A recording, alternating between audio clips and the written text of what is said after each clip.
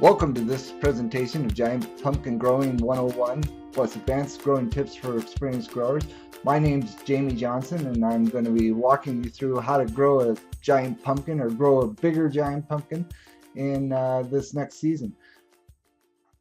A little bit about myself. I've been growing giant pumpkins for 10 years. You may have seen me on a TV show called The Marriage Ref talking about giant pumpkins with some different celebrities.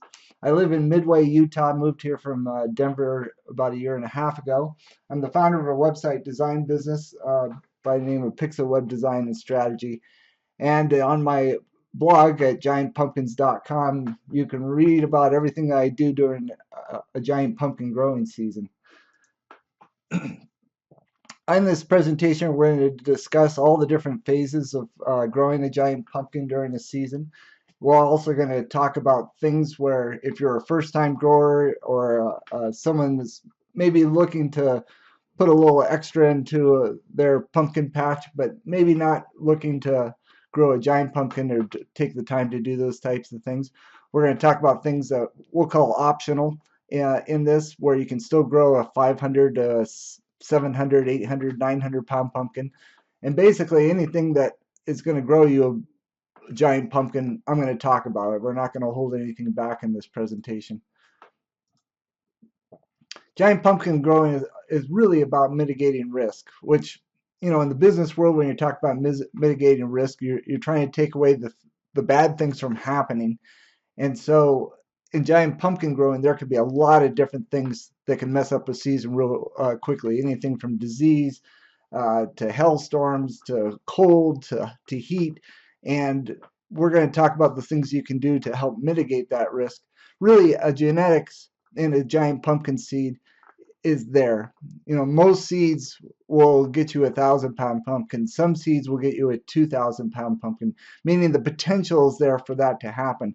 Former world record holder Betty Meyer grew 3 pumpkins that were world record size in a single season. So, you know, there's magic seeds, so to speak, in that some seeds will grow better than others. But I think Benny showed us that if you use the right techniques, you can grow a giant pumpkin consistently with a little bit of luck. You know, weather and those types of things have to come into play. But as long as you try to mitigate those factors, you know, if you create environments where the pumpkin feels like it wants to grow, then good things are going to happen. If you think top growers are using secret fertilizers or, you know, something that's making them grow giant pumpkins consistently, I know enough heavy hitters, so to speak, that have grown world records and grown world record size pumpkins. And in speaking with them, there are no secrets. And from my own experience, the only real secret is the thing that you maybe haven't learned yet. But there's not some secret formula that people have gotten hidden and just a few people have access to. So taking that out of the way, you know that you can grow a pumpkin as big as anyone else in the world. It takes some time, it takes some experience, it takes a little luck, but not a lot of luck. When we're talking about giant pumpkin growing, we first have to talk about seed. Not all Atlantic giant seeds are created equal, so if you go down to your local Home Depot and you grab a packet of Atlantic giant seeds, which are the only seeds that's going to grow you a pumpkin or grow you anything for that matter that's over 1,000 pounds, you may not have the genetic potential in those seeds. But most competitive growers, if you ask them for a seed, they'll give it to you. So, you know, a self-addressed stamp envelope and a few kind words can go a long ways in getting you some great seeds. Here's some seeds that I'm going to be growing this next season, and I'm real grateful for a couple of different growers allowing me to be able to grow these seeds next year. When you see a seed, you'll see on it, it'll say something like 2145 McMullen. So that's the name of the seed. In this case, this grower put the year that the seed or the pumpkin was grown, which was 2015. The seed name, 2145 McMullen, is the weight of the pumpkin. So this came from a pumpkin that weighed 2,145 pounds. The grower's last name is McMullen. And then in the brackets here is 1756 Hal. So this would be mama. So this would be the plant that this pumpkin came from, and this would be the papa. So in other words, this was the pollinator, the 1625 Gantner. And so when you're talking about giant pumpkin seeds, if someone throws out something like a 2009 Wallace or a 767 something, that's telling you the weight of the seed and the name of the grower that it came from. When we talk about giant pumpkin growing, we have to talk about good soil. And really, 80% of a pumpkin's potential during the season is pretty much determined on the day that you plant that seed. So what's in that soil is what's going to feed that plant. It's what's going to push the pumpkin along. And without the nutrients and everything that's required by a plant to be able to grow being in that soil, you're going to have a lot of trouble. So good soil preparation starts with the soil test. I hear a lot of different new growers ask, what's the best fertilizer to grow a giant pumpkin? And any experienced grower is going to say the best fertilizer is the fertilizer that the plant needs. And you don't really know exactly what's available to your plant in that soil until you get a soil test. There's a number of different good labs that you can have that done at. Soil preparation usually starts in the fall, and you can do it in the spring, but usually you're going to have a little bit better luck if you get things prepped in the fall. And then in the spring, get a soil test. Once you get that test back, you make adjustments, add additional amendments as required. And so you want to get that soil as balanced as possible when you've got that plant into the ground. One great thing about giant pumpkins, they seem to kind of have a range that they can be relatively happy with. When we're talking about different nutrients in the soil, we're going to talk about parts per million, ppm. And really, those numbers are guidelines to help us get things in the right sort of balance. But the right kind of balance is really depending on what you have in your soil. And so we're going to talk about that a little bit in this presentation. Good soil, like we said, it starts out with a soil test. Best way to do that is in your planting area, your pumpkin patch, is take 10, 12 samples of soil. You're going to want about 1 to 2 cups of soil, and basically you'll put that in a Ziploc bag and then send that off for the soil test. Oftentimes the different soil testing agencies will allow you to pay for recommendations, and what that means is they'll not only give you the report back showing the parts per million for your different parts of your soil, but as well as they'll give you recommendations on exactly what you need to do to get that soil balanced. And if you follow those guidelines, you're well on your way to growing a great pumpkin. Two of the labs that I've used in the past, and there's many, Western Laboratories in Parma, Idaho.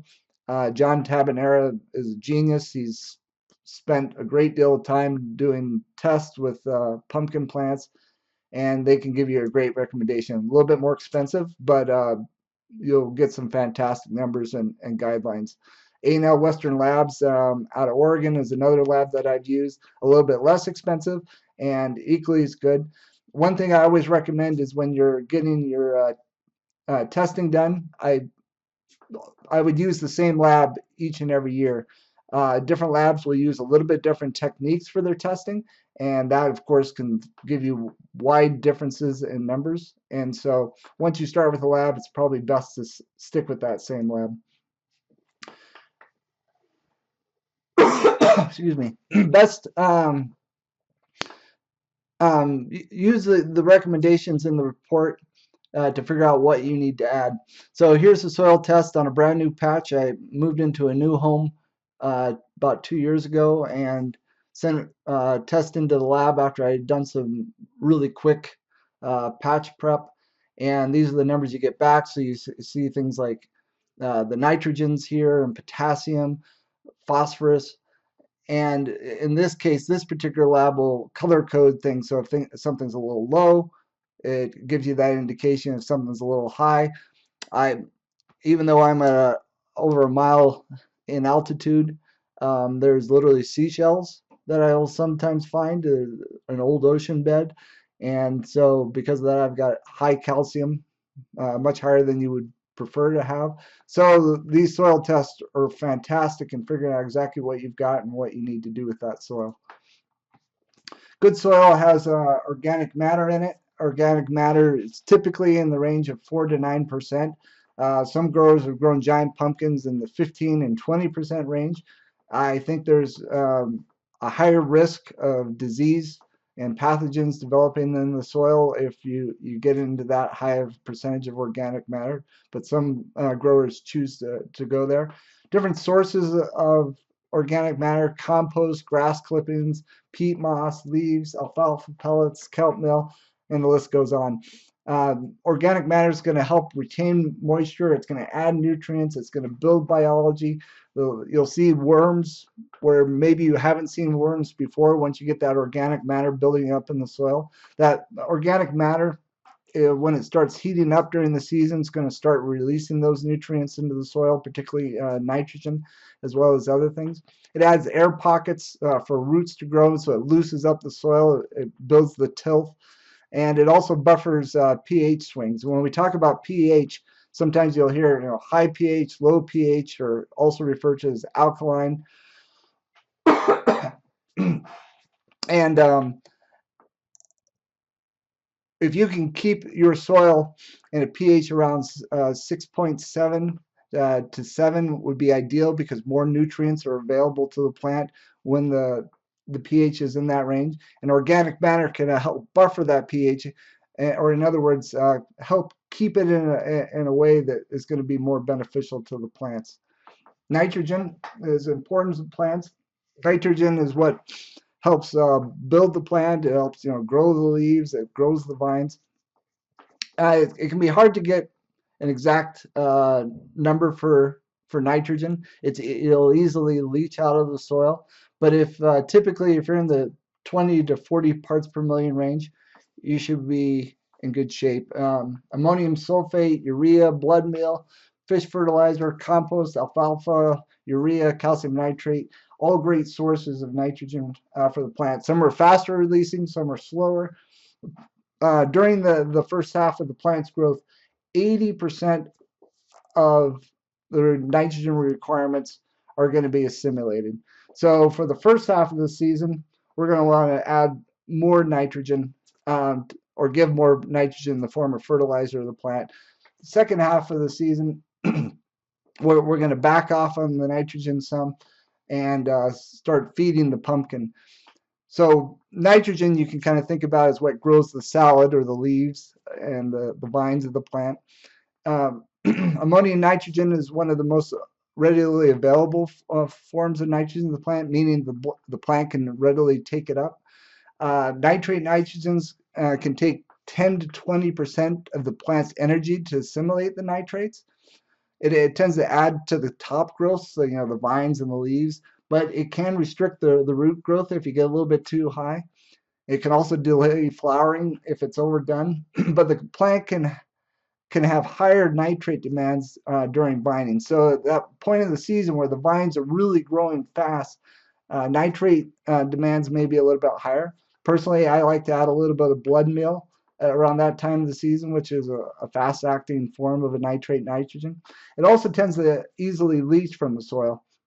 So if you have heavy rains in the spring, it's possible that your nitrates could be leaching out of the soil, so you have to be cognizant of that. So even though your soil test at the beginning of the season may say you're right where you want to be, a lot of precipitation, over days and days could start flushing that out. So you may want to watch the plant, see what it's telling you.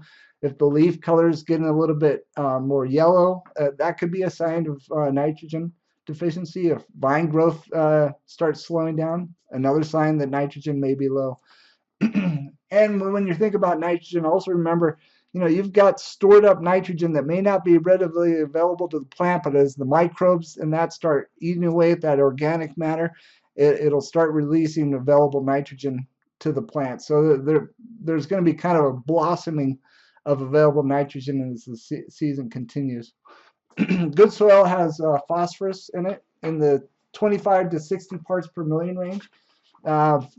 Phosphorus is the energy element So it's about rooting. It's about growing flowers. Um, if you add too much phosphorus, and I tell you this from experience, it's really hard to get it out of the soil. It doesn't leach, and so basically the plant's going to have to use it up. And remember, we talked about you want to keep the soil in balance. So any one nutrient that's too high in the soil could cause problems for your plants. Any one nutrient that's too low could cause balance for your plants. So you got to keep it in a happy medium. If your soil is high in phosphorus, you may want to back off a little bit on your fertilizer program and let that plant kind of use up what's available there, and then add later once your soil tests and tissue tests may show otherwise. Different sources, monoammonium phosphate is one of my favorites. There's some testing that I've seen that root mass can be 20% larger if it's used in the first 3 weeks of the plant growth. Other forms, rock phosphate, bone meal. Bone meal is not a favorite. It's an organic source, but very slowly released. Compost, of course, is going to add phosphorus to the soil.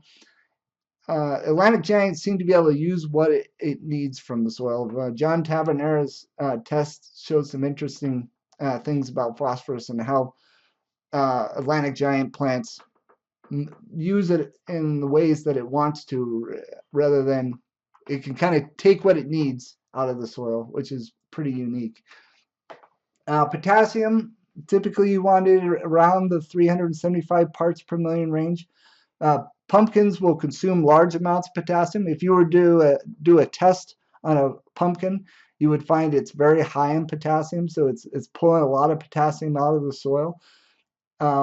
Different sources are things such as sulfate of potash, leaves, compost, kelp meal, green sand. During heavy fruit and flower protection, the plant can deplete available potassium to deficient levels in as little as 3 to 4 days. So what that basically means is what's around the root, so what's close to the root and available for the root to take up, can be depleted very quickly. So potassium is one of those ones, particularly when the pumpkin's growing quickly, that I like to give it a little extra boost to make sure that there's constantly readily available nutrients. And when I'm talking about that, I'm talking about spoon feeding the plant, giving it just a little bit of what it needs all the time, and making sure that the plant doesn't ever get depleted, but at the same time making sure that we don't get a buildup of more than what we need. Potassium is a catalyst in carbohydrate metabolism, so it's building up a lot of different things using that potassium. You got to be careful with potassium, just like any other nutrient. Too much of it can be antagonistic to the uptake of calcium and magnesium, and it's really easy to start adding compost and other things to the soil where your potassium would maybe get a little bit too high and get out of that ideal range. Calcium is another important nutrient to all plants, but pumpkin plants in particular consume a lot of calcium. Sources would be things such as gypsum, calcium nitrate, calcic limestone, dolomite. You need to be knowledgeable when you're using calcium to what type of pH your soil has. So if you're in the West, or if you have high pH soils, typically you're going to want to use gypsum. And areas where the soil pH tends to be low, other forms than the limestone ideally are what you want to do. It's going to build cells walls, so it can actually kind of glue the cell walls together. It makes for healthier plants. It makes for healthier stalks. It activates enzymes that turn on growth hormones. So calcium is an important component. Things called aminos, in particular glycine and glutamic acids, can aid in the uptake of calcium. They can act as a chelator, which basically means it makes that calcium more available to the plant. But not only that, it can actually open up ion channels in the roots by the thousands. So where calcium may be able to only go through one spot, it can open up thousands of spots in the roots and help that calcium get uptake into the plant. Boron is an important element in calcium uptake. You have to be very, very careful with boron because a little bit too much can become toxic to the plant, but it helps transport calcium into the pumpkin plant. Good soil is about micronutrients. That would include things such as boron, copper, manganese, iron, and zinc. Make sure you follow recommendations given from your soil test when adding those. A little bit too much for any of these could become toxic to the plant. When you're adding anything to the soil, really you need to know what's in it before you add it. And sometimes it's hard to know what's in a package, so to speak. So for example, you may buy a bag of humic acid. Humic acid is a fantastic thing to use because it makes nutrients more available to a plant. In other words, it helps allow the plant pull it in. But things such as a 40-pound bag of humic acid, let's say you put 20 pounds of humic acid down in the patch, a lot of times it doesn't label it as a fertilizer, and as such, it won't necessarily say how much nitrogen or phosphorus or potassium is in it. Humic acid actually has potassium in it. Depending on the source, it can be a moderate amount of potassium, so you may be putting down a fair amount of potassium without even knowing it. Things like leaves can be high in potassium, also high in calcium. Chicken manure can be high in salts, can also be very high in nitrogen. So make sure you do your research before you add things to the patch, because you may be surprised when you look at that soil test and you see that things have gotten way out of whack, and you kind of find out that you may be adding things to the soil that you didn't even know was there. Cover crops. I love doing cover crops. Usually what I'll do as soon as the season is done is I'll try to get a cover crop planted. I like to use winter rye because it does well in my environment, which is cold, hard winters. And it'll stay green and grow a little bit throughout the winter once it's established. And then when the spring warmth comes, it just takes off. It's going to add organic matter. It's going to build biology in the soil. It's going to add readily available nutrients.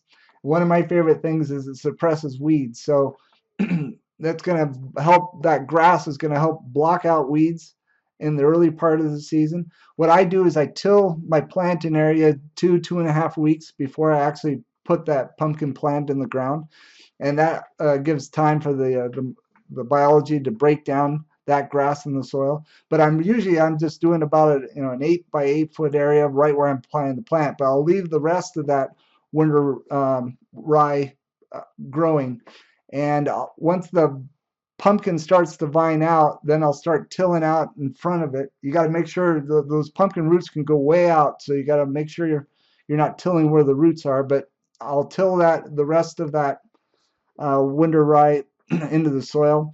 It adds a great tilt to the soil.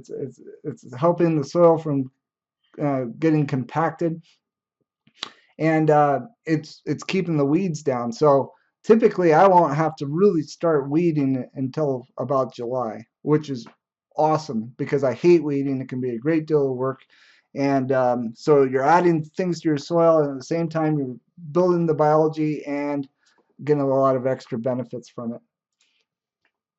Seed starting, most growers are going to start their seeds anywhere from April 1st to the 21st. I would say tax day is a good target day for many growers, depending on your environment and what your weather is like. Seed starting is usually started indoors. What you're going to want to do is sand the edges of the seeds. So the little rounded edge, you lightly sand all around it except for the pointed area. You don't want to do the pointy end because that's where the root's going to come out, and you don't want to damage that area. So you lightly sand it. By sanding it, it's going to help when that plant germinates and sprouts to snap off that kind of thick shell, and so it can help the plant get going early on. I like to put a little drop of liquid seaweed in humic acid into the water, and I'll soak that seed for 6 to 24 hours. After soaking it, I like to use what's called the paper towel method. So what I do is I take a paper towel, I wet it lightly, and basically so the entire paper towel is moist, and then I wring it out so I can't even get water out of it, but it should be lightly moist. I then fold up that paper towel, put the seed in it, then put that into a Ziploc bag. And at that point, I'll put that seed in an area that's about 80 to 90 degrees. Um, Oftentimes, the top of a computer works great. Seed germinating mat works great. You can grab a hot water bottle and put it in a cooler. And if you can get that seed in an 80 to 90 degree area, usually within about 24 to 48 hours, you'll just see the little taproot starting to come out of the pointy end of that seed. At that point, I'll take that seed, plant it about an inch deep into that seed starting mix that I've set up. I've usually got that seed starting mix in an area that's also 80, 90 degrees, and I'll put it in that area a couple days in advance because I want to make sure that soil is 80 to 90 degrees when that seed gets in there. I'll put a little mycorrhizae, azos, and worm castings into that pot, and that microbiology is going to help those roots grow and get that plant going as fast as possible. I like to use lots of full spectrum light, as you can see in this picture. I do it in some ways on the cheap. You get a brooder, full spectrum CFL bulb, and it works great. I'll try to get those plants out into the sun as often as I can. In my area, it tends to be very windy, and so if it's not very windy, I'll put those plants outside and allow them to get used to the bright sun, because it's nearly impossible to get enough light out of a grow light setup that would compare to what the sun can do. But it's sufficient with those lights.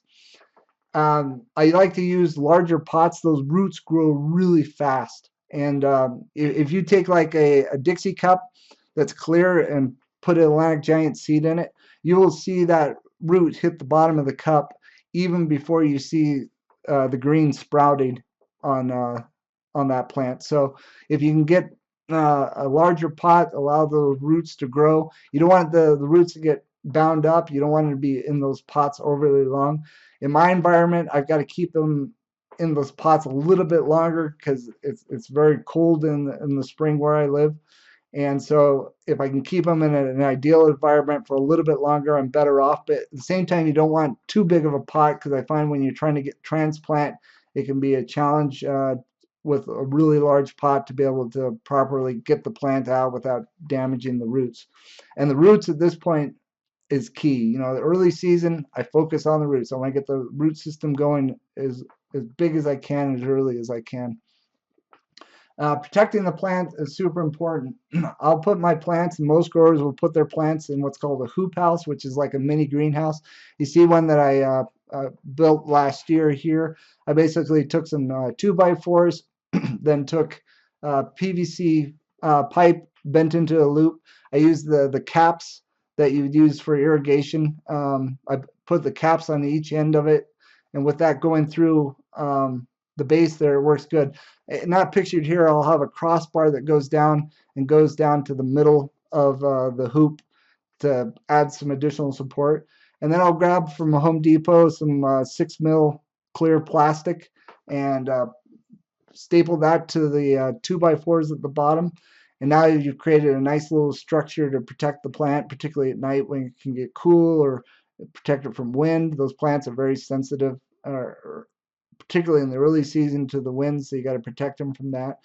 But with that hoop house in the sun, it'll warm up very quickly. So if it's a full sunny day, as soon as that sun starts hitting it, within 20 minutes, it's going to be up to 80 degrees in that hoop house. And within 30 minutes, you can start getting into temperatures that won't be very safe for the plant. So on each end, I pull the plastic down to allow some ventilation. And so I can pretty much moderate the temperature within that hoop house and have the plant in a nice 80 to 85 degree zone for that early part of the season when it may be very cool outside. At night, I'll put some lights inside the hoop house to generate some heat, and so that helps protect it from it getting overly cold. It can get relatively cool even with that, but I never get really below 39 degrees ever. And usually you can keep it moderately warm to keep the plants happy. Other things to think about is wind protection. Usually I'll put some silt fences around the edge of the patch, because anytime during the year you can get some pretty strong winds, and that helps protect the plants. Those big leaves on a giant pumpkin plant can be huge, 2 feet wide in some cases for some plants. And so that wind can really rip them up. So anything you do to keep the wind down is great. When you first plant your pumpkin plant, it could be a little bit sensitive to the sun for those first 3, 4, 5 days. So a little extra shade, over it. Sometimes I'll put a sheet over the hoop house so the plant can kind of gently get acclimated to its new environment. You always got to be worried about insects. In some areas of the country that can be a lot worse than other. I don't have a high insect pressure in my area. When I was in Colorado, hail protection was huge. Big problems in Colorado for that, but pretty much any area of the country can get hail. So sometimes it's important to try to mitigate that. Root protection, walking boards is an excellent idea, and I'd highly recommend. So, if you till the soil in the spring, it's nice and fluffy and light. The roots can easily grow through that. But as you start working on your plant through the season and start walking across that soil, it would get compacted very quickly. It can get rock hard even. And those roots cannot penetrate through that hard soil. And so you're limiting the amount of nutrients that the plant can reach and the mass of the roots. And so putting down some boards to walk on to help reduce that soil compaction can be key.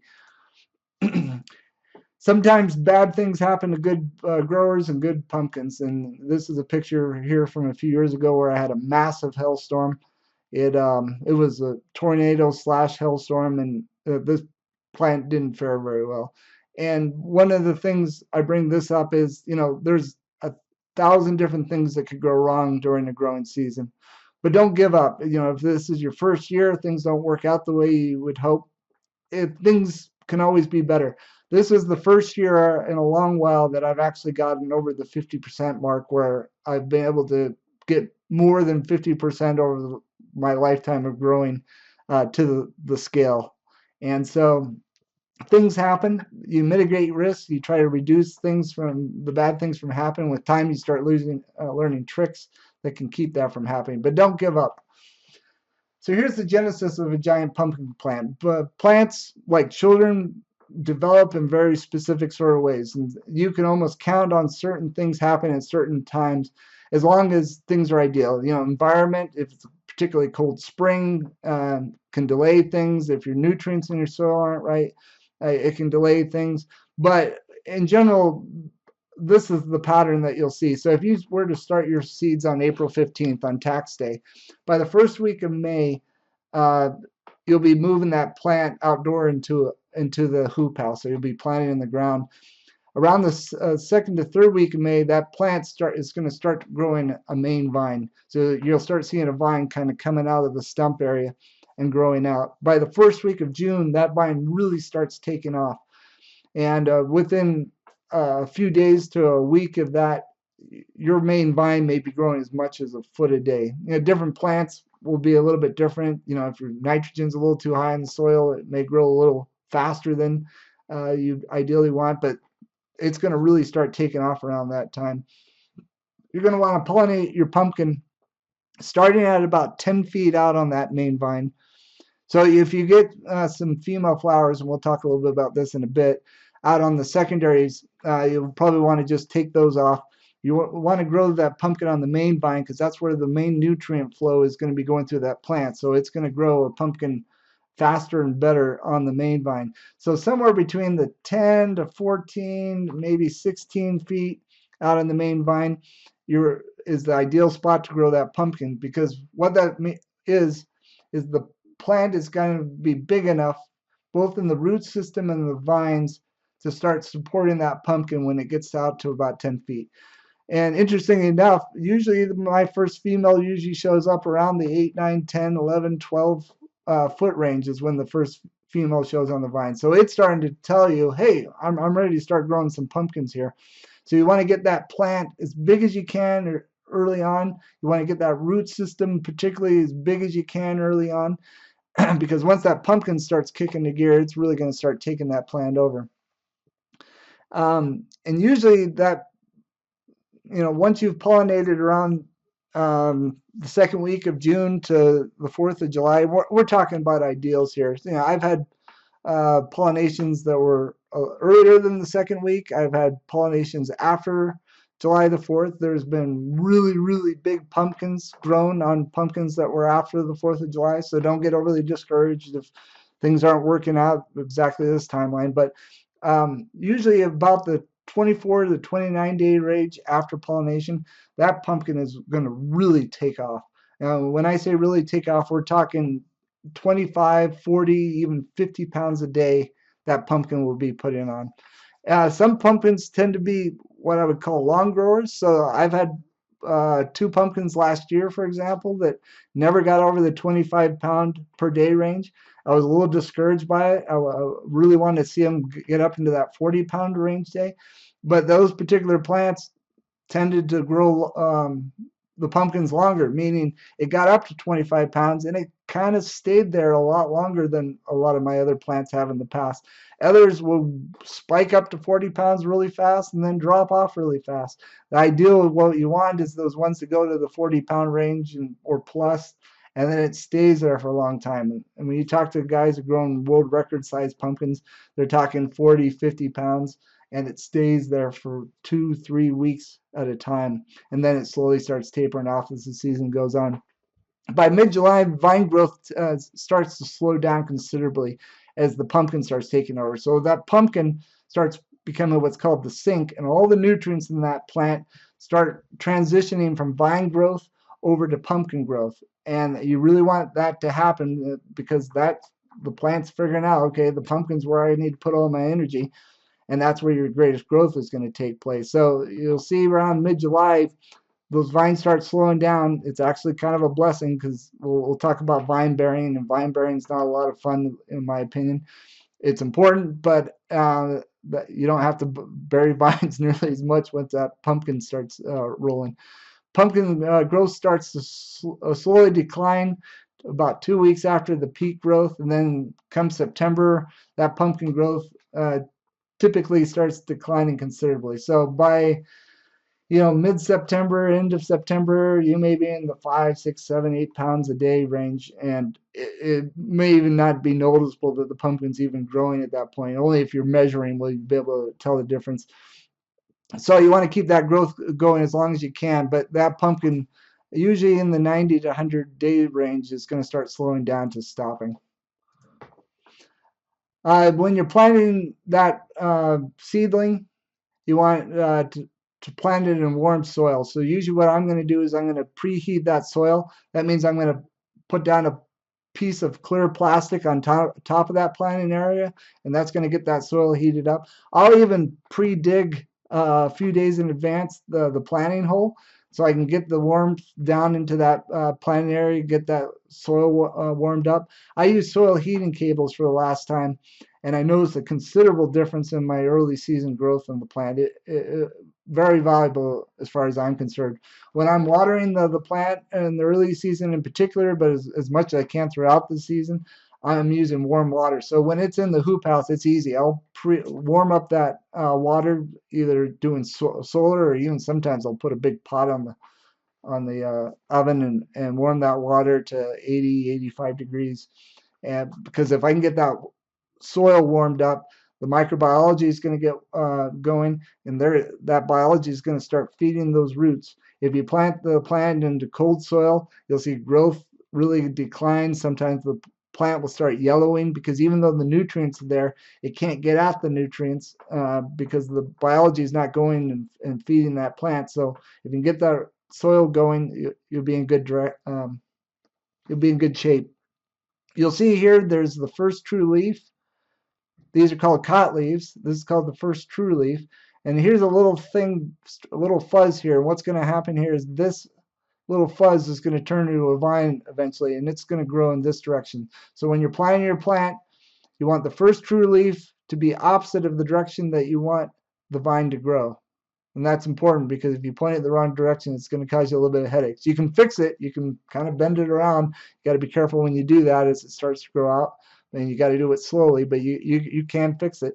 You got to be careful with the roots when you put in the into the pot, into the hole. You don't want to disturb those roots too much. You don't want roots breaking off.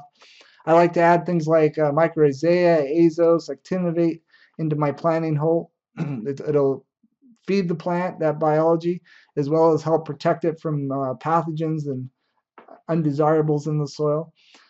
Um, you may need, like I said before, to shade the plant for the first 3, 4, 5 days when it gets in the soil. If you've done a real good job and that plant's real used to the bright sun, it'll do better. But sometimes they get a little limp, and don't freak out. Everything's okay. Make sure that soil's good and moist when you first plant it. You want to create an environment where those roots want to grow out.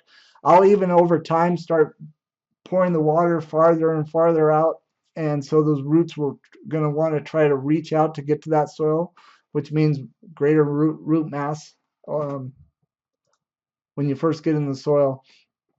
When another thing that's good to do throughout the season, particularly if you're in a hotter region, is mist the plants during the heat of the day. You know, if you get over 91 degrees, John Tabanera, the soil scientist, said that photosynthesis basically stops when that plant's at 91 degrees. But if you can, even though it may be 90, 95 degrees outside, if you can mist that plant and bring its temperature down and make it think that it's not that hot outside, that plant's going to want to grow more. It's going to do more photosynthesis. It's going to feed the pumpkin, which is what we want at the end of the day. Vine bearing and maintenance. This photo here is from the hail damaged plant, but it's kind of a nice way to show what a vine pattern would be like. This would be what I would call a modified Christmas tree pattern. So here is the stump. Here's the main vine going out. And you'll see it's kind of got a little Christmas tree shape to it. So when I get that vine going out, I start laying out those vines so they're each going straight out the side. That's going to allow you to have a plant that's not a jungle, the plant that you can get into if you need to pull weeds and do other maintenance on it. And out of each of these vines, at each leaf node, it's going to put another little vine growth. So I take each of those off as I'm putting the laying out the vines. And so basically you end up with a nice little shape to it. So typically you'd have a pumpkin, you know, right around here at the 10-foot mark. You get that vine going out. As I lay those vines out, I also bury the vines. So sometimes I'll do a little mild trench in front of the vine. So it goes down that trench, and then I'll mound dirt on top of it. And the main reason I do that is at each leaf node, so everywhere there's a leaf stalk going up, you'll see a little root that will pop up out of the top and the bottom of that vine. So if you cover it with dirt, put some water on it, maybe put a little mycorrhizae at each leaf node, there'll be a root that will come out of the top and bottom of that vine. So rather than just having this stump with a bunch of roots coming out of it, and these roots by the end of the season can go out as much as 25 feet. There was actually a scientist who excavated the root system. It wasn't an Atlantic giant, it was just a regular pumpkin plant, and they found that there was roots and root hairs that went out as far as 25 feet from that stump. But if you get those roots growing at each and every one of these leaf nodes, you've got 600, 700, 800 square feet of roots feeding one pumpkin on the plant. So you're talking a massive root system. You want to, like I mentioned before, you want to grow that pumpkin on the main vine, so all of these little side vines are then feeding that plant. And ideally what you want to do is fill up the entire space that you've got available. And an ideal amount of space for a pumpkin plant is anywhere from 400 to 800 square feet. If you've only got 150 square feet, grow on 150 square feet. I know growers that have grown 1,200-pound pumpkins, 1,300-pound pumpkins on 200 square feet. So if you're meticulous about it and do the basics and make sure you're smart in everything that you do, you can grow a giant in any size space. I think a plant eventually can get too big if you get over 1,000 square feet. I think there's a lot of energy going to vines that aren't necessarily feeding back to the pumpkin. So 400 to 800 square feet, in my opinion, would be ideal. Different environments, I think, have a little bit different requirements also as far as plant size. So in some environments, I think you can do very well with an 800 square foot plant. I think in other environments, you might be better off with a 600 square foot plant. As we talked about before, you've got these vines. So here's a side vine coming off this plant. Here's the little mass that's at the tip of the vine. If you take this mass off, this vine will be terminated. It will not grow any farther. So when you get about 2 feet away from the edge of your planting area, or to the max width that you want to grow the plant. For me, my side vines are usually 12 to 15 feet in each direction. So when I get about 2 feet before where I want it to be terminated, I'll take off that little mass and it'll stop growing. These little things here that are kind of jetting off are called tendrils. They'll latch onto things and grab it. Some growers like to take those off, others don't. I prefer to take them off because they tend to get in the way, and I think they're just taking away energy from the plant that they don't necessarily need to give up. So I'll take those off. I'd mentioned at each leaf node, a little vine will grow out. You'll see one right here is a little a little mass that's just like this one, but it's just smaller because it's younger. I'll take those off because you don't want those tertiary vines coming out, because you'll get this massive mess going on by the end of the season. When you are getting to the point that you're going to pollinate a pumpkin, so we'll look at another picture of this. So here's a female flower. You can tell it's a female, and you can't see it real well here, but there's this little pumpkin at the base of the flower, and this flower is turning yellow. And this happens within 24 hours of this flower opening up. So the next morning, this flower is going to open up. So I'll start days in advance of this opening up, slowly bending this vine, this main vine. And the reason I do that, call it an S curve, is as that pumpkin starts growing and it gets bigger and bigger and bigger, if you don't give it some slack and get this vine out of the way, that pumpkin will start growing into that vine. And when that happens, you can potentially crack the stem, crack the pumpkin, or rip the pumpkin completely off the vine as it grows into it. So as you start pre-planting this, and you want to do this during the heat of the day when the vine's a little bit more rubbery. If you do it early in the morning, the vine can be stiff and it can just snap right on you. And I've had that happen before, and it was very discouraging. So you do it during the heat of the day. You do it slowly, maybe an inch or two a day, and so over a few days you can get a nice curve in that vine going to get that pumpkin away from the vine. You also are going to want to remove the roots. So I didn't bury this main vine next to the pumpkin, and underneath this leaf node here, you're going to find a little root that's going to grow. There'll also be one right here, so don't forget about the one that's right next to the pumpkin. There'll be a root that'll grow down, so you're going to want to reach under that vine and rip that root off, because what will happen is that pumpkin starts growing up. It's going to hold onto that ground, and it's going to start pulling stress onto that stem on the pumpkin, and that can cause you troubles down the road. As I mentioned before, usually I'll grow my pumpkin on sand. A lot of growers grow on mill fabric, which is also a good thing. What that'll do is it'll give a smooth surface for that pumpkin to slide as it grows. Because I grow on sand, I'll actually literally have these little mounds of sand on the edge of the pumpkin, because as it's grown during the day, it bulldozes that sand as it goes out. But that sand allows that pumpkin to easily slide as it grows.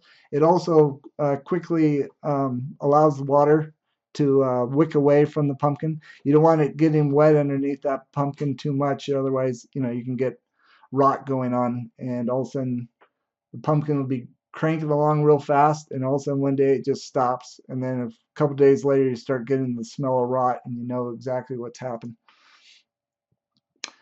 Controlled pollination. So here's again a picture of a female pumpkin. This one's about to open up, because you see these flower petals are elongated. They started turning yellow. The pumpkin starts getting real or I shouldn't say real big. It starts getting bigger in the hours to day before the flower is going to open. So at this point, I know this one's going to open up the next day. So I'll cover it up. Some growers will take a rubber band or take a tendril and tie it on this flower so the bees can't get to it. If a bee pollinates the pumpkin, it's not going to affect the pumpkin at all. But the seeds in the pumpkin, we don't know who the pollinator was. So it could be a different type of squash, which would be undesirable. But also, if you know who mama and papa is, you can also kind of control the genetics. So the next generation that's coming from that those seeds will hopefully be desirable. So what I'll do is I'll cut off some of the male flowers. You'll see this is the male flower because it doesn't have any little pumpkin at the base. Oop, one back. And so what I'll do is I'll take the male flower, I'll cut those off the evening before, put them in some water inside the house so the bees can't get to them. I've got my female covered up the night before. Usually I'll put a chair over, just a plastic yard chair, over the pumpkin.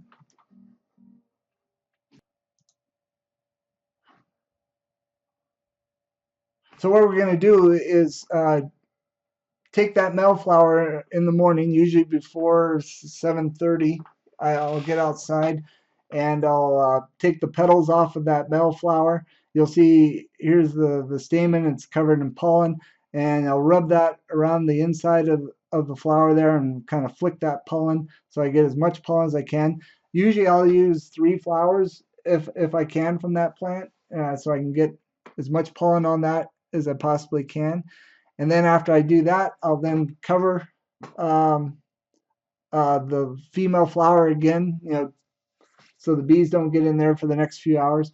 I'll try to make sure that I keep that flower protector from water the night before. So a lot of times what I'll do is I water early in the morning. That morning, usually I'll turn off that water so this female flower doesn't get wet. Because sometimes they'll open a little bit, even with that um, covering that I've got on the flower, and I don't want water getting inside of it. And I mentioned before I put a plastic chair over that flower days in advance to help keep it cool because usually you're pollinating into June and it can be 90 degrees very easily. So that's how you do a controlled pollination. Fertilizing the pumpkin plants. You don't want to do too much. Sometimes you get in the season, the pumpkin's not doing what you think it should be doing, and you get anxious, and so you start throwing a bunch of fertilizer on it, and sometimes that can cause you more help than good. So you want to give the pumpkin plant just what it wants when it needs it or just before it needs it. And that's what I would call spoon feeding. So little amounts of fertilizer literally every single day. You don't necessarily have to do that, but little amounts of fertilizer every single day is going to continually feed. And I'm talking very small amounts where you just kind of giving a little nudge to the plant all the time. When we're talking about fertilizer, we're talking about nitrogen, phosphorus, and potassium, so NPK. And so you'll see on a bag of fertilizer, it's going to say something like 444 or 1257. So the first number is nitrogen, the second number is phosphorus, and the last number is potassium. Here would be what I would call the 101 version of fertilizing. If you say, hey, Jamie, I just want to grow a 500 to 700 pound pumpkin, and I don't want to spend a ton of money, I don't want to spend a ton of time, here's a great way you can do it. There's raw fertilizers put out by NPK Industries, I think are fantastic. One of theirs is called the Grow Formula. It's a 745, so it's higher in nitrogen, and little small amounts of raw grow every day up until about 3 weeks after pollination. I think it is a fantastic way to push that pumpkin along. Give it the nitrogen that it needs. Give it a little bit of phosphorus and potassium to get those root system going. And then once we get about 3 weeks after pollination, that pumpkin's getting ready to really take off. So what we're going to do is we're going to switch to the raw bloom, which is a 3-12-12. We still need some nitrogen. That plant's still growing. It's still vining. We want to keep that going, but now we're going to start giving a little bit more potassium and phosphorus to build that fruit. It's also going to be a little bit of a signal to the fruit of, hey, you need to start growing pumpkin rather than growing vines, because sometimes a plant just wants to grow salad, and at the end of the day, that doesn't win championships and that doesn't win way-offs. We want big pumpkins, so we're going to tell that plant, okay, start feeding that pumpkin. Follow the directions on the label, but if you're spoon feeding, you're doing micro amounts every single day to that pumpkin. The root rhizosphere. So basically a root, so here's your root, has an area around it where it can actually reach to nutrients.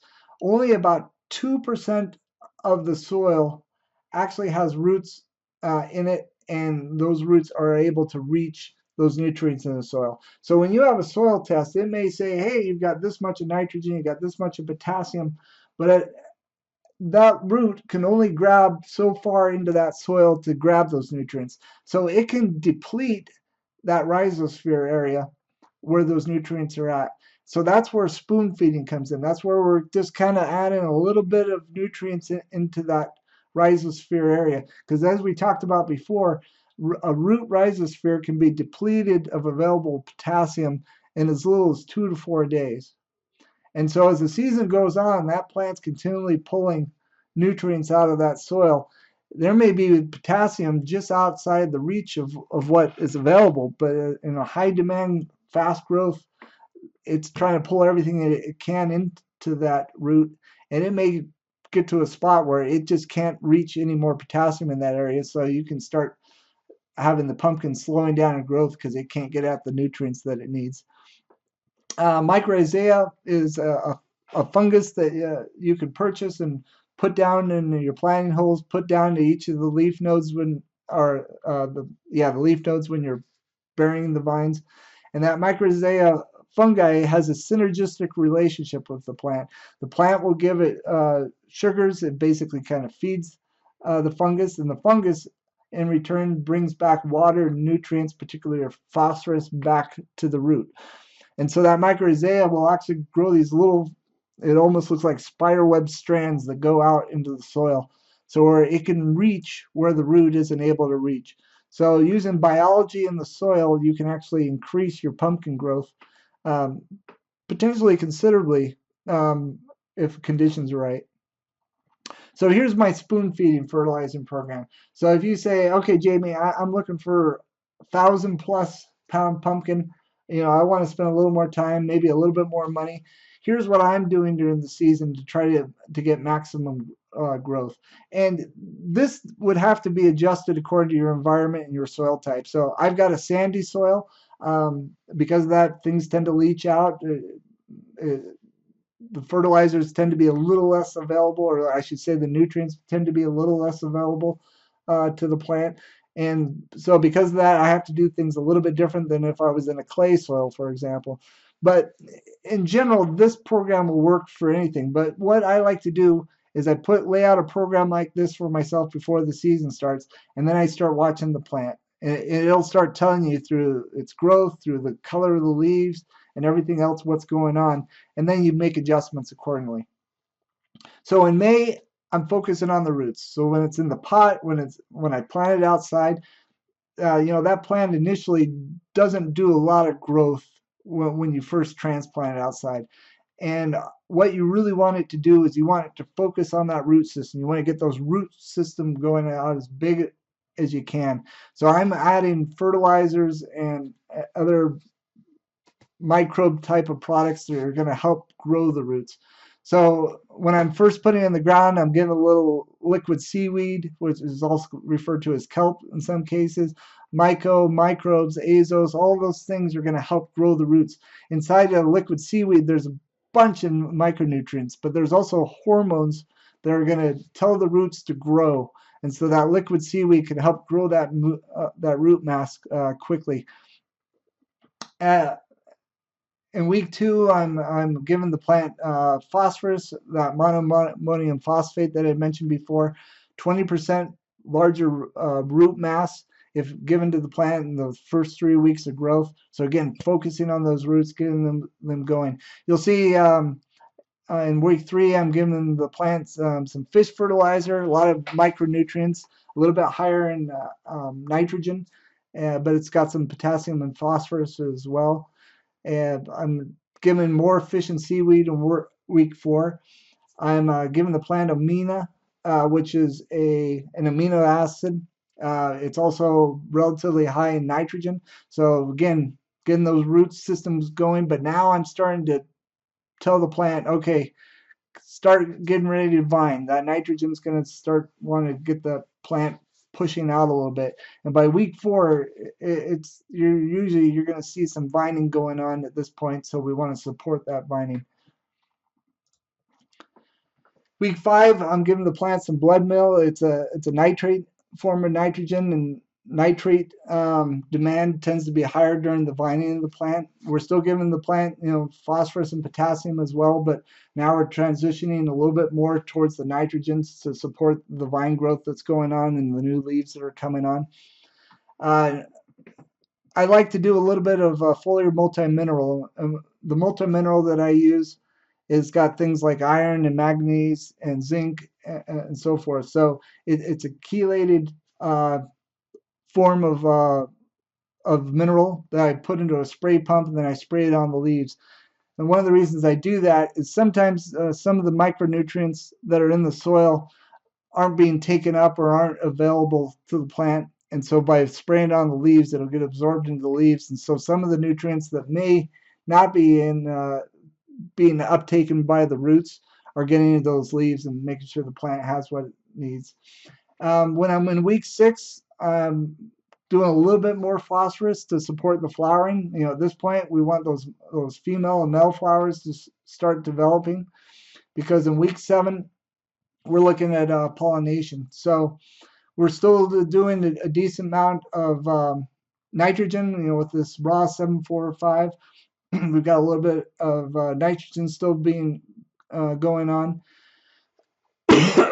But in week 7, we're talking about growing pumpkins, which is exciting, because you've done a lot of work to this point. It can be even a little bit discouraging because of the amount of work that's going on. But once you start seeing that pumpkin growing and seeing the fruits of your labors, that's great. You'll notice on here I do a fair amount of compost tea. I do what's called an aerated compost tea. I'm not going to talk a lot about that here, but it's building the biology. So some of that's going into the soil, some of it's going on the leaves. It's going to help protect the plant. It's going to help feed the plant and help keep pathogens down. And week 8, the vines are still growing fast, even though we've got the pumpkin on the vines, so we need nitrogen. But now I'm adding what's called TKO, which is high potassium and phosphorus. It also is a fungicide. And so, we're ramping up a little bit here now as far as the pumpkin goes, but we're still doing the nitrogen. We're kind of in between right now, between the pumpkin growth and the vine growth. We got to get those vines growing as big as we can right now, because once that pumpkin gets into gear, vine growth is going to slow down considerably. And if the pumpkin's starting to take over and our plant hasn't gotten big enough, there's not going to be enough leaves to do photosynthesis, and there's not going to be enough roots to start feeding that pumpkin. You'll notice every week I have humic acid listed. I've mentioned humic acid before. It can make nutrients more available to the plant, so it can aid in the uptake. And so I add just a little bit of humic acid to most of what I'm applying. Week 9, still doing a lot of the same of what we were doing in the week 8. Week 10, same sort of thing. In week 11, now we're starting to transition the pumpkin. Now we're going less nitrogen, more potassium. That pumpkin's going to start really feeding around week 11, depending on when you pollinated. And so we're giving that plant more and more potassium at this time, less nitrogen, kind of signaling to the plant again, all right, we don't need as much vine growth now. We want to focus on the pumpkin. In week 12, I started giving the plant a little cane molasses, and that's basically put onto the soil. Because what can happen is the plant really starts gearing up, and it's feeding that pumpkin, it can get a little bit stingy to the microbes. So when that microbe is sending nutrients to the plant gives back sugars. Well, it's the plant's kind of getting stressed right now as that pumpkin's really gearing up. And so it'll start giving less sugars back to the microbes. So we put a little cane molasses to feed those microbes because we want them to continue to feed the plant as much as we can. And again, we're lowering the nitrogen around week 12, a little bit higher potassium at this point. In August, we're now focused on the fruit. You know, we're continuing to do our NPK, and we continue to do a little bit higher potassium. At this point in the season, I like to spray some microbes called actinovate on the leaves. It also works on the soil. It's really unique in that way. But this time of the year, I'll do a little bit of both. Activate I found is really great from protecting the plant from powdery mildew. That little white stuff that grows on the leaves. It looks like a powder on the leaves. Activate I find really reduces that, but you got to get ahead of it. Once you've seen the powdery mildew, it's too late. So you got to get that activate on those leaves a little bit earlier to help protect it, because usually around week 14 or week 15 you might start seeing a little bit of activate. You know, it's kind of weather dependent, I find, but in my area around week, yeah, actually I say around week 15, week 16, you can start seeing a little bit of problems. The compost tea that I put on the leaves, I think helps keep the powdery mildew away, but it's pretty minimal in my opinion. Week 16, again, the TKO. When you use TKO, you want to make sure you don't use copper in the weeks before or weeks after. So I don't do any of the foliar multi-mineral, which has copper in it, because copper and TKO don't mix well together. A little more cane molasses, feeding the biology in the soil. A little fulvic acid in replace of humic acid, works very similar to humic acid, but it's the smaller parts of it. The fulvic acid I use also has some iron in it, so good to add this time of the year to keep the enzymes going. Week 17, things are kind of tailoring off. You want to keep that pumpkin growing as much as you can into the season. So we've got the raw 3-12-12. Vine growth might start taking off a little bit on you in September because the pumpkin growth starts tapering off, so there's more energy for the vines. So we're still doing some nitrogen, but we're also doing that 12-12 to keep the pumpkin going. At this time of the year, I'll start doing a little foliar seaweed. I'm gonna try something a little different this year that was recommended to me, and do a little less foliar seaweed during the season. Some feel that it may start aging the pumpkin a little bit earlier, and so I'm going to try holding off until late in the season. One nice thing about seaweed, though, sprayed on the leaves as a foliar application, is I think it can help keep your leaves healthier, particularly in the late part of the season here. They're going to start looking pretty tired, a little bit more beat up. And if you take a leaf, cut it off, put a dot of seaweed like in the center of that leaf, and then let it dry out. Watch to see what happens where you put that dot of seaweed. It'll stay green longer. So I believe that the seaweed may have some application in keeping the leaves healthier late into the season. You'll see I'm still doing some actinovate, trying to keep that powdery mildew at bay. One nice thing about seaweed also, it's a potassium source, so it's a nice foliar application to get potassium into the leaves. And so we're just trying to grow this thing as long as we can late into the season. When you're looking at fertilizer, I say buyer beware. There's fertilizers out there, and you won't know what they are, but there's fertilizer out there that don't necessarily have in them what they have in the label. There's other fertilizers that can be very costly, have some very fancy labels on them, but when you look at them, there's not much to them. So here's the analysis for this fertilizer.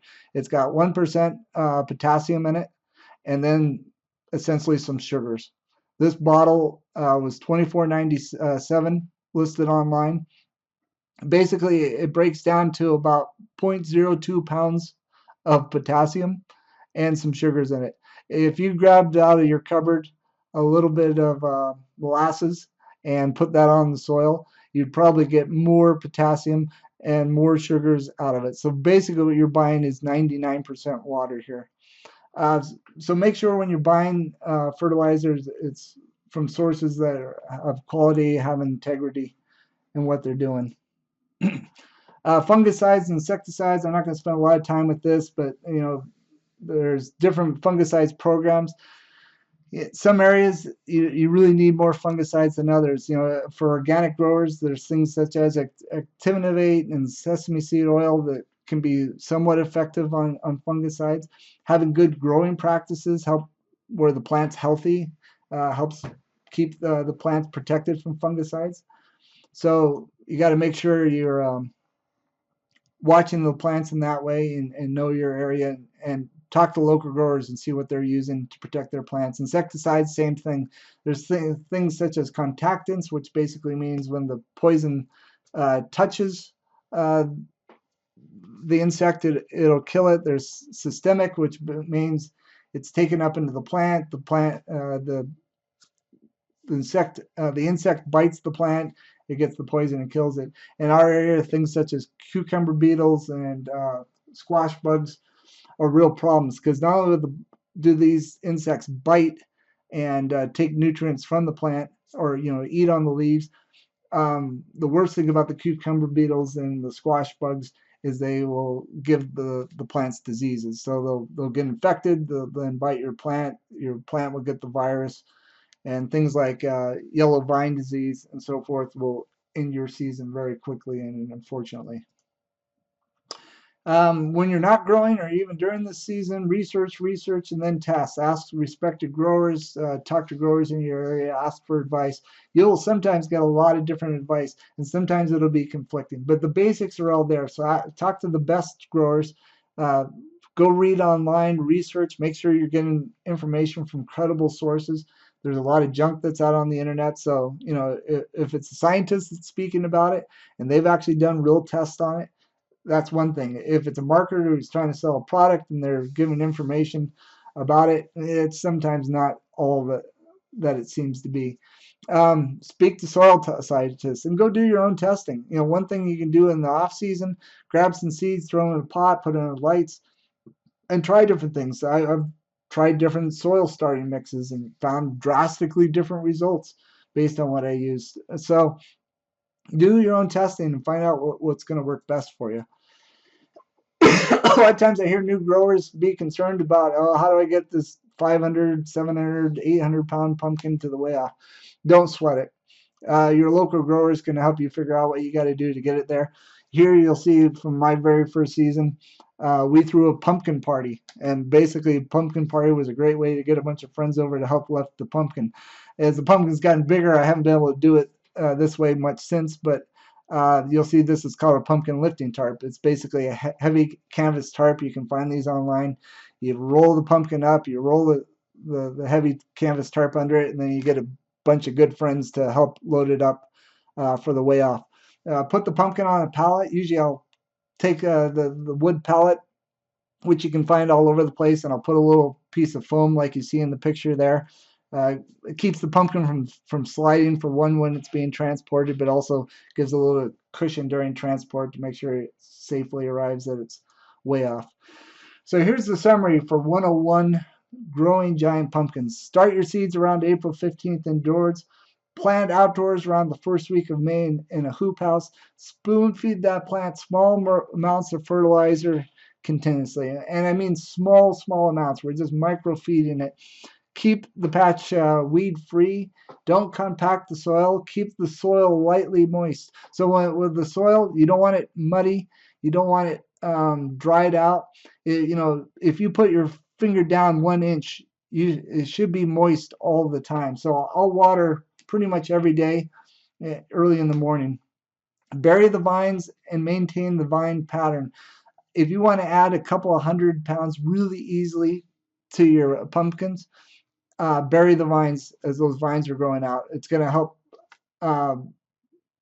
add roots to the plant. It's going to protect the plant from winds and the vines getting blown and rolled all over the place, particularly as those vines get bigger and the leaves get bigger. Sometimes they like to flop over, and that that mounding of the dirt on top of those vines will help keep those plants upright and protected.